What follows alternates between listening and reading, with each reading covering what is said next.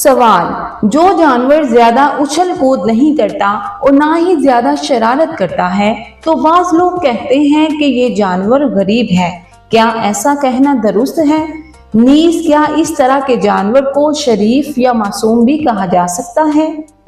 इसका जवाब ये है, अमूमन जानवर फरोख्त करने वाले कहते हैं कि ये बड़ा गरीब जानवर है, लेकिन जब वो जानवर अपने साथियों से अलग होता है तो उसका गरीब होना गायब हो जाता है। फिर पता चलता है कि ये कितना गरीब जानवर है। अलबत्ता जानवर को शरीफ कहने में कोई हर्ज नहीं है, अगरचे लफ्ज़ शरीफ मुअज़्ज़ज़ व मुकर्रम नामों के साथ इस्तेमाल होता है, मसलन मदीना शरीफ, बगदाद शरीफ वगैरह। बल्कि इंसानों के नाम भी शरीफ होते हैं। जहाँ तक मासूम का ताल्लुक है तो ये खास इस्तिलाह है जो अंबियाए किराम अलैहिस्सलाम और फरिश्तों के लिए इस्तेमाल की जाती है कि अंबियाए किराम अलैहिस्सलाम और फरिश्ते मासूम हैं। जो लोग अपने बच्चों को मासूम कहते हैं वो सिर्फ इस बिना पर कहते हैं कि वो अभी बच्चा है और इसमें समझ बूझ की कुछ सलाहियत नहीं है। सवाल, बाज बच्चों को कुर्बानी के जानवर को घुमाने का बहुत शौक होता है और वो उसे भगाते भी हैं और उसकी रस्सी को खींचते रहते हैं, जिससे जानवर को तकलीफ होती है। कुछ बच्चे जानवर के कान भी मरोड़ रहे होते हैं। क्या इनका ऐसा करना दुरुस्त है? जवाब, बच्चों की ईद गोया बकरा ईद से पहले होती है। कुछ बच्चे ईद के दिन रो रहे होते हैं कि इनसे एक बगैर चाबी के चलने वाला खिलौना जुदा हो जाता है। अगर कोई बच्चा जानवर के साथ खेलता है तो इसमें कोई हर्ज नहीं है, लेकिन जानवर को तकलीफ देना और उसके कान मरोड़ने की इजाजत किसी को भी नहीं है, चाहे वो बड़ा आदमी हो या कोई छोटा बच्चा। बिलफर्ज अगर कोई जानवर को चला रहा है और जानवर चलते चलते रुक जाता है और जानवर को चलाने वाला जोर से इसकी रस्सी खींचकर उसे चलाने की कोशिश करता है तो इस सूरत में उसे खुद भी सोचना चाहिए कि मेरा ऐसा करने से जानवर को तकलीफ पहुंच रही होगी। यूं भी होता है कि बसा औकात बच्चे बड़े जानवर को लेकर सड़क पर घुमाने निकल आते हैं और अचानक कोई गाड़ी आ जाती है और वो हॉर्न बजाती है, जिसकी वजह से जानवर बिदक जाता है और बच्चा भी घबरा कर जानवर की रस्सी छोड़ देता है तो जानवर गाड़ी से टकरा जाता है। फिर ऐसा जानवर काबू करना मुश्किल हो जाता है, हत्ता के पहलवान के बस की बात भी नहीं रहती और नुकसान अलग होता है। ट्रैफिक वाले रोड पर तो जानवर लेकर जाना ही नहीं चाहिए कि जानवर बिदक सकता है, मजीद ये कि किसी गाड़ी को टक्कर मारकर उल्ट भी सकता है। लिहाजा बेहतर यही है कि जानवर को ऐसी सड़क पर ना ले जाया जाए जिस पर ट्रैफिक होती है। सवाल, जिस शख्स की दाढ़ी वाली जगह पर दाने निकल आए हों तो क्या ऐसा शख्स अपनी दाढ़ी मुंडवा सकता है? नीज सर पर दाने निकलने और खारिश होने की वजह भी बयान फरमा दीजिए। बेहतर यह है कि इस मसले का जवाब दारुल अफ्ता अहले सुन्नत से हासिल किया जाए। बाज लोग सर पर अमामा भी नहीं बांधते और कहते हैं कि अमामा बांधने से सर पर दाने निकल आते हैं। यूं ही कुछ लोग जुल्फें भी नहीं रखते कि खारिश हो जाती है। सर पर तेल ना लगाने की वजह से दाने निकलते और सर में खारिश होती है। जिस तरह दरख्तों की खुराक पानी है कि अगर उन्हें पानी ना दिया जाए तो वो मुरझा जाते हैं, इसी तरह सर के बालों को खुराक तेल है। कम से कम एक दिन छोड़कर सर के बालों में तेल डालना चाहिए।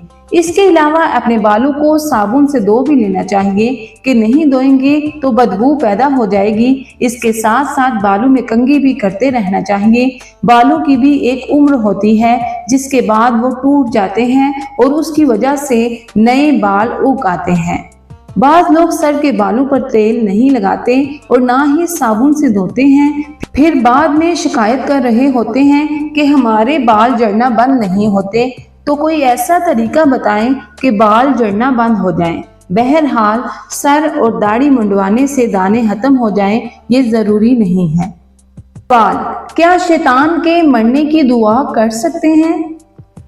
शैतान को मौत तो आ जाएगी, लेकिन हमारी दुआ और बद्दुआ से इसका मरना मुमकिन नहीं है। कुरान पाक में है, क़ाल रब्बी फ़अंज़िरनी इला यौमि युबअसून। بولا اے میرے رب تو مجھے مہلت دے اس دن تک کہ وہ اٹھائے جائیں۔ اسے قیامت تک کے لیے مہلت ہے، جس وقت سور پھونکا جائے گا یہ اس وقت مرے گا۔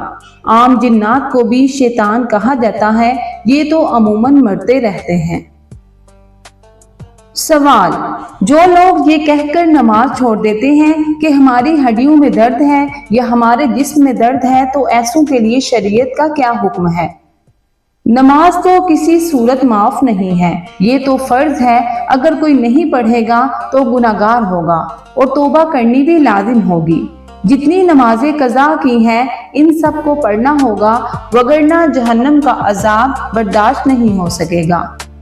اعلیٰ حضرت امام احمد رضا خان رحمۃ اللہ علیہ فرماتے ہیں، جس نے قصداً یعنی جان بوجھ کر ایک وقت کی بھی نماز چھوڑی تو وہ ہزاروں برس جہنم میں رہنے کا مستحق ہو گیا۔ مسلمانوں کو چاہیے کہ اسے بالکل تنہا چھوڑ دیں، نہ ہی کوئی مسلمان اس سے بات کرے، نہ ہی اس کے پاس بیٹھے، بے شک وہ اس چیز کا حقدار ہے۔ اللہ پاک قرآن کریم میں فرماتا ہے وَإِمَّا يُنْسِيَنَّكَ الشَّيْطَانُ فَلَا تَقْعُدْ بَعْدَ الذِّكْرَىٰ مَعَ الْقَوْمِ الظَّالِمِينَ، اور جو کہیں تجھے شیطان بلاوے تو یاد آئے پر ظالموں کے پاس نہ بیٹھ۔ حضرت سیدنا امام محمد بن احمد زحمی رحمۃ اللہ علیہ فرماتے ہیں، کہا گیا ہے کہ جہنم میں ایک وادی ہے جس کا نام ویل ہے، اگر اس میں دنیا کے پہاڑ ڈالے جائیں تو وہ بھی اس کی گرمی سے پگھل جائیں۔ یہ ان لوگوں کا ٹھکانہ ہے جو نماز میں سستی کرتے ہیں اور وقت کے بعد قضا کر کے پڑھتے ہیں، مگر یہ کہ وہ اپنی کوتاہی یعنی غلطی پر نادم ہوں اور بارگاہ الہی میں توبہ کریں۔ سوال: حضور صلی اللہ علیہ وآلہ وسلم کی ذات کے لیے ایسا کون سا جملہ لکھا جائے جس سے ہمارے بچے کے ذہن میں یہ بات بیٹھ جائے کہ حضور صلی اللہ علیہ وآلہ وسلم ہی اللہ پاک کے آخری نبی ہیں؟ لفظ خاتم النبیین کے ساتھ ساتھ اللہ پاک کے آخری نبی بھی لکھ دینا چاہیے کہ یہ زیادہ بہتر ہے۔ حضور صلی اللہ علیہ وآلہ وسلم اللہ پاک کے آخری نبی ہیں اور یہی ہمارا عقیدہ ہے۔ زمانے میں دجال بھی بہت ہوئے ہیں، حال ہی میں مرزا غلام احمد قادیانی دجال گزرا ہے اور اسے نبی ماننے والے بھی اس دنیا میں موجود ہیں، اور یہ سب کافر اور مرتد ہیں۔ بے شک حضور صلی اللہ علیہ وآلہ وسلم ہی آخری نبی ہیں۔ اللہ پاک کے آخری نبی صلی اللہ علیہ وآلہ وسلم نے خود فرمایا ہے، لا نبی بعدی، یعنی میرے بعد کوئی نبی نہیں۔ حضور اکرم صلی اللہ علیہ وآلہ وسلم کی ذات کے لیے یہ جملہ اللہ پاک کے آخری نبی لکھیں تاکہ ہمارے بچے کے دماغ میں یہ بات بیٹھ جائے کہ حضور اکرم صلی اللہ علیہ وآلہ وسلم کی ذات ہی آخری نبی ہے۔ سوال: کیا جنت میں بھی بارش ہوگی؟ حدیث پاک میں ہے کہ اللہ پاک کے آخری نبی صلی اللہ علیہ وآلہ وسلم نے جنت میں اللہ پاک کے دیدار کی تفصیل بیان کرتے ہوئے ارشاد فرمایا کہ جنتیوں پر ایک بادل چھا جائے گا اور ایسی خوشبو کی بارش برسائے گا جو انہوں نے اس سے پہلے کبھی نہیں سونگھی ہوگی۔ ایک اور حدیث پاک میں اللہ پاک کے آخری نبی صلی اللہ علیہ وآلہ وسلم نے جنت کی نعمتوں کا تذکرہ کرتے ہوئے فرمایا کہ جنتیوں کے پاس بادل جیسی چیز آئے گی جس میں ایسی چیزیں پوشیدہ یعنی چھپی ہوئی ہوں گی جن کو نہ کسی آنکھ نے دیکھا ہوگا اور نہ کسی کان نے سنا ہوگا۔ جنتی اس سے کہیں گے ہم پر بارش برسا، چنانچہ ان پر بارش برسنا شروع ہو جائے گی، یہاں تک کہ ان کی امیدوں سے بڑھ کر بارش ہوگی۔ حضرت سیدنا کثیر بن مروہ رضی اللہ تعالیٰ عنہ فرماتے ہیں، جنتیوں کے پاس سے بادل گزرے گا اور کہے گا کہ تم کس چیز کی بارش چاہتے ہو؟